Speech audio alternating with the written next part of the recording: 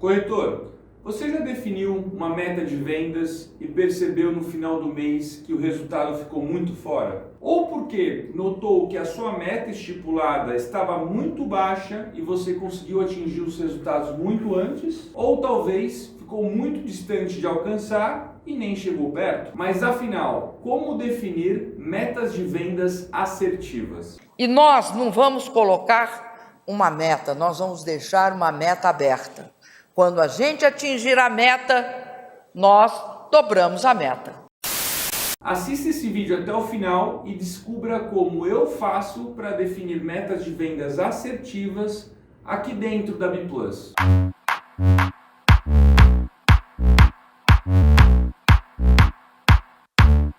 Eu sou o Léo Mendes, corretor e empreendedor. Estou focado em atrair, formar e desenvolver corretores de seguros e corretores de plano de saúde. O primeiro ponto que eu quero reforçar contigo é destacar a importância das metas. Sem metas, tanto você como corretor individual ou você corretor gestor não vai ter uma direção. Se você não tem uma meta muito clara e bem traçada, você não vai saber se o seu planejamento está sendo ou não bem traçado. Você não sabe se a sua execução prática daquilo que foi planejado está sendo bem feito. Eu gosto de dizer que as metas nada mais são do que os compromissos que os colaboradores eles têm junto com a empresa. Mesmo que naquela empresa tenha somente você como colaborador. Mas e agora? Como a gente estrutura na prática a meta de uma corretora? Eu gosto muito da metodologia SMART quando a gente fala de estruturação de metas. E ela consiste no seguinte: o S do SMART significa que a meta ela precisa ser específica. Ou seja, o objetivo precisa ser claro para todo mundo. Por que a gente está traçando aquela meta? Isso precisa ser detalhado para todos que estão participando desse mesmo objetivo. O M traduz que precisa ser mensurável. A gente não pode traçar uma meta que a gente não pode mensurar se a gente atingiu ou não. Então, não existe meta que não seja mensurável. Você precisa ter de forma objetiva e clara aquilo se você atingiu ou não. O A deixa claro que todas as metas elas precisam ser atingíveis. Não adianta nada a gente traçar uma meta impossível. Isso só vai desanimar você e todo o seu time, caso não consiga atingir. O R, ele diz que a meta precisa ser relevante, ou seja, precisa estar muito claro a relevância de atingir essa meta. A relevância seja para a equipe ou para toda a empresa. E para fechar, o T do SMART significa que precisa deixar claro o tempo dessa meta.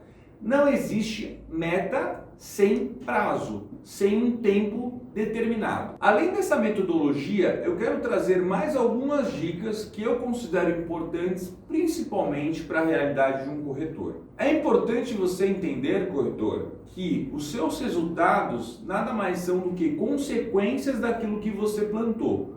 Por isso, antes de estipular as metas dos próximos meses, trimestres e assim por diante, veja quais são os seus resultados atuais. Essa base de resultado atual vai te ajudar a estruturar os próximos passos, ou seja, as próximas metas. Além disso, veja também o que está sendo feito a respeito de ações de marketing, prospecção, de vendas e todo o conjunto que você ou a sua empresa estão tomando para que os seus resultados possam crescer. Tente analisar quais são os progressos que você está tendo nestes meses ou neste período para que você consiga também ser mais assertivo na estruturação das suas metas. Um outro ponto importante é não descarte certos eventos e sazonalidades. Vou te dar um exemplo.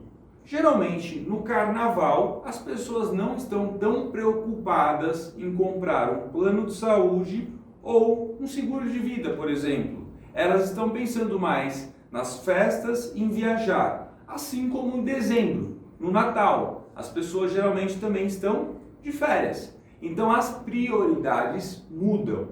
Pense nisso na hora de estruturar as suas metas.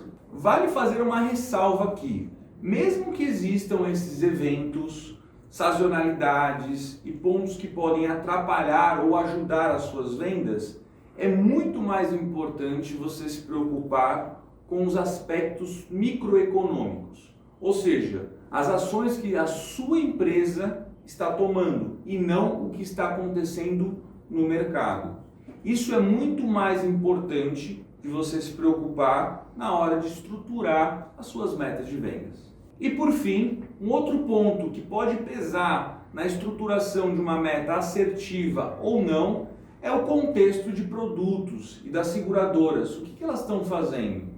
Vou te dar um exemplo. Às vezes você vende muito um determinado produto, seja um plano de saúde de alguma operadora específica.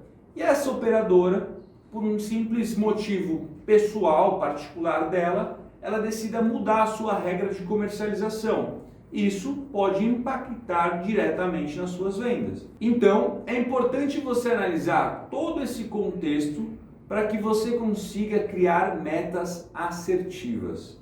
Esse é o ponto mais importante. Se você coloca uma meta muito alta e não atinge, você frustra toda a sua equipe e você mesmo. Se você coloca só metas baixas que todo mundo consegue alcançar, muito provavelmente você não vai crescer o quanto você poderia. Então veja, este equilíbrio é fundamental. Portanto, bateu as metas, comemore.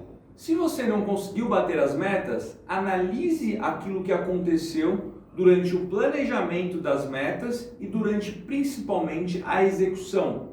Analise e corrija, para que na próxima meta você consiga atingir. Se você gostou do vídeo de hoje, não deixe de dar um like neste conteúdo e se inscrever no canal. Um abraço e até a próxima.